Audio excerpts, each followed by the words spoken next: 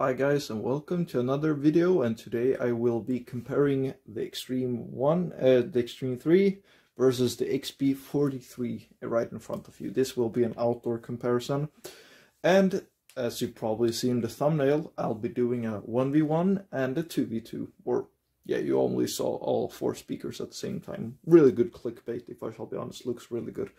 But I've seen a lot of YouTubers do the 1v1, what is the best 1v1 comparison, or what's the best speaker to get, and I'd actually want to know as well which speaker or which stereo setup is best to get outdoors in this video. I will also set up a little bit of a mini goal. I have not done this before, I've not begged for likes, but if we can reach 10 likes, I'll be happy to do an indoor comparison, which would be probably a bit more interesting than the outdoor one. But it's lately, now that I've been editing my videos, it takes so long time that, you know, having some motivation is also quite nice. So let's see what happens. I'll be doing my verdict, and I don't know. I'll be doing the summary at the end, or of what I think of both of the speakers, their qualities, disadvantages and advantages. But for now, just listen to the outdoor comparison and enjoy. Cheers.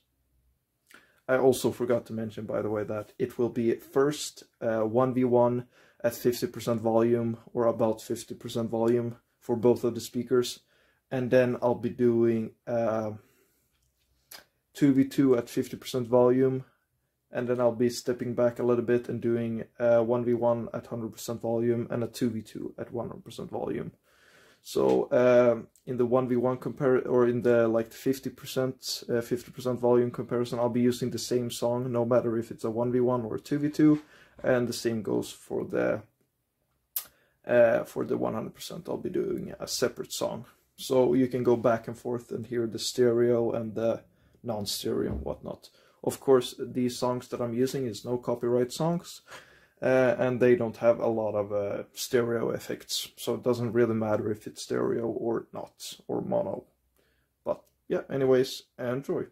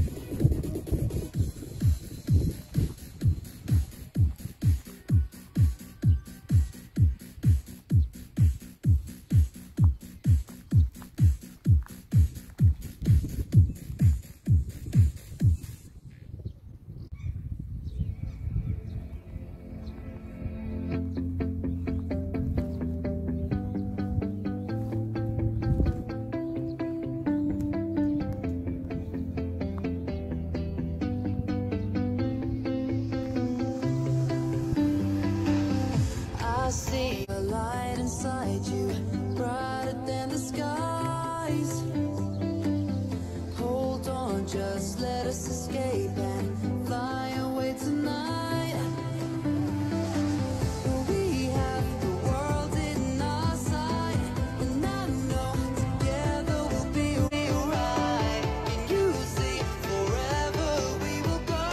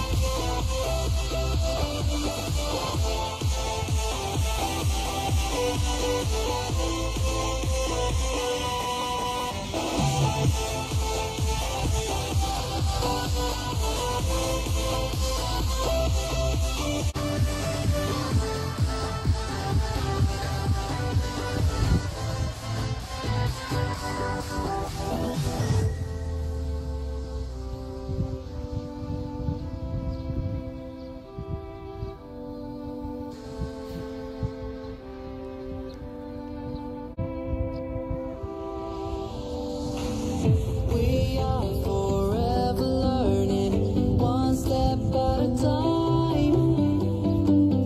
As long as the world is turning, I'll be by your side.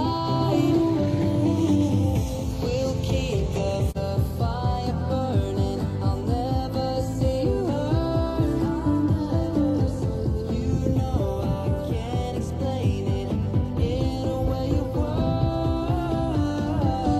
We both know that you'll understand, and you'll see if you take time. And I'll go out of my own way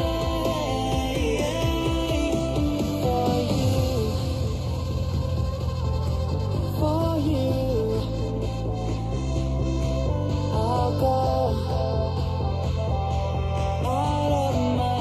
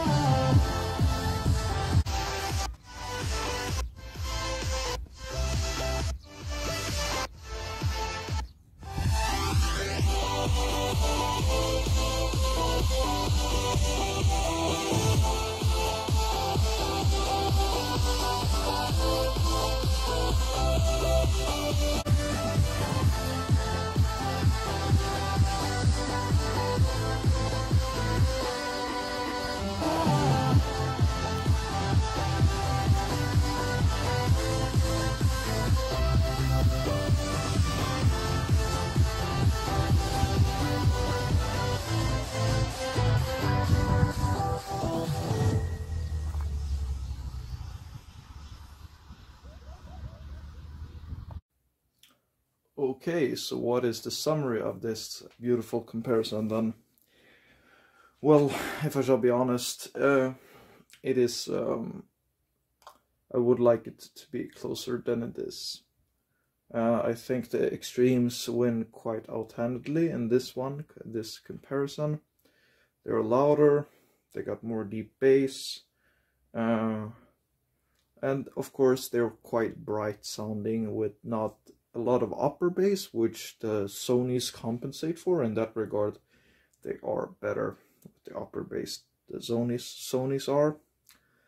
But especially when you add the second extreme, you get even more deep bass, it amplifies the bass, and you get a much cooler sounding stereo effect. Especially because this, I didn't really show this in my test, but Sonys, they really suffer when you go off axis, so if you're not pointing exactly in the front. And this is also the case even when you add the second speaker or the second unit. Although they got nice lighting effects and whatnot, but the extremes are just better straight up in this regard. They are easier to carry, they're lighter, they're more powerful, and they're just much easier to carry around. You must need you need a backpack to travel with the Sonys. I don't think you can really have it any other way. They don't have any straps, anything. It's more of an indoor speaker, if I shall be honest. Yeah, anything else to add? Yeah, they're quite similar in many other regards, I would say still. Or not similar, actually, I changed my mind, but mids are quite similar, I would say. But the Sony is a warmer sounding speaker, which doesn't have the emphasis on the highs as the Xtreme does, which might sound a little bit harsh, but it works outdoor quite well with the Xtremes. Yeah, the Xtremes float, Sony doesn't. It sinks like a rock. But as I said, this is quite an unfair comparison, especially regarding the price. The price for the Sonys is around yeah, you could probably find this for way cheaper, but around 150 bucks or euros or whatever, whilst the Extremes are 300, which is way more.